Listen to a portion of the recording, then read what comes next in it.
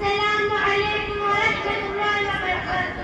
معزز سامعین، میری تقریر کا موضوع ہے علماء کی ہندوستان کو آزاد کرانے میں قربانی. سامعین اکرام، وطن کی خاک بھی سونے سے کم نہیں ہوتی. وطن کی خاک بھی سونے سے کم نہیں ہوتی.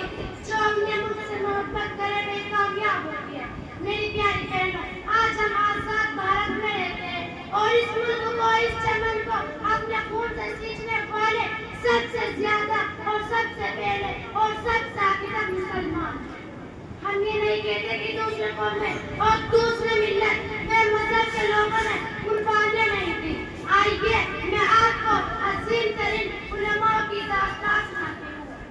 سن 1824 میں شاہ عبدالعزیز کے انتقال کے بعد انہی کے خاندان کے بیٹے شاہ اسماعیل صاحب نے آزادی کی کمان اپنے ہاتھوں میں لی. شاہ اسماعیل اور ان کے ساتھی سید احمد شہید، ان دونوں نے پورے ملک کے اندر دورے کیے اور مسلمانوں سے اپنے ہاتھوں میں زیادہ بیعت کیے کہ ملک کے آزادی کے لیے وہ ہمارے ساتھ اپنی جانوں کی قربانی کر دیں گے.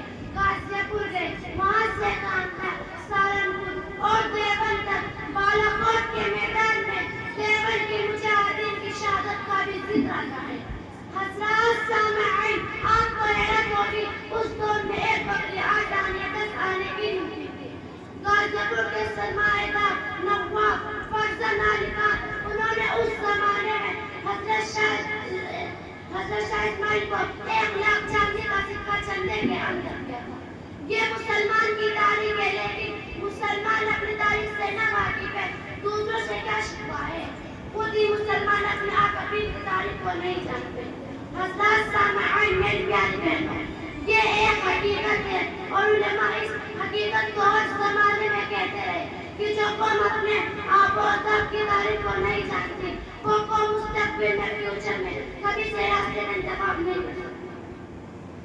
فرزند علی خان نے اپنے بیٹوں میں سے ایک بیٹے کو شاہ صاحب کے ہاتھوں میں دیا اور کہا، شاہ صاحب، جس طرح سے نظام اسلام کے بیٹے حضرت اسماعیل کا دم پر چھری چلائی تھی، اسی طرح آزادی وطن کے لیے میرے بیٹے پر بھی چھری چلائی جائے.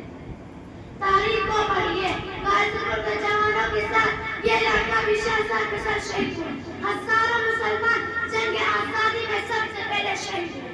جو لوگ یہ سمجھتے ہیں کہ جنگ آزادی 1857 میں ہوئی تھی، غلط ہے. بلکہ 1857 میں نہیں ہوئی تھی، بلکہ 1799 میں ہوئی تھی. اس جنگ میں تنہا مسلمان نہیں بلکہ تنہا علماء تھے. میں اپنی تقریر کو یہیں پر ختم کرنا چاہتی ہوں اس شاعری کے ساتھ. سلام ان شہیدوں کو جنہوں نے جان لٹائی، سلام ان شہیدوں کو جنہوں نے جان لٹائی. تبھی تو آج ہم نے آزادی کی ساتھ پائی. السلام علیکم ورحمۃ اللہ وبرکاتہ.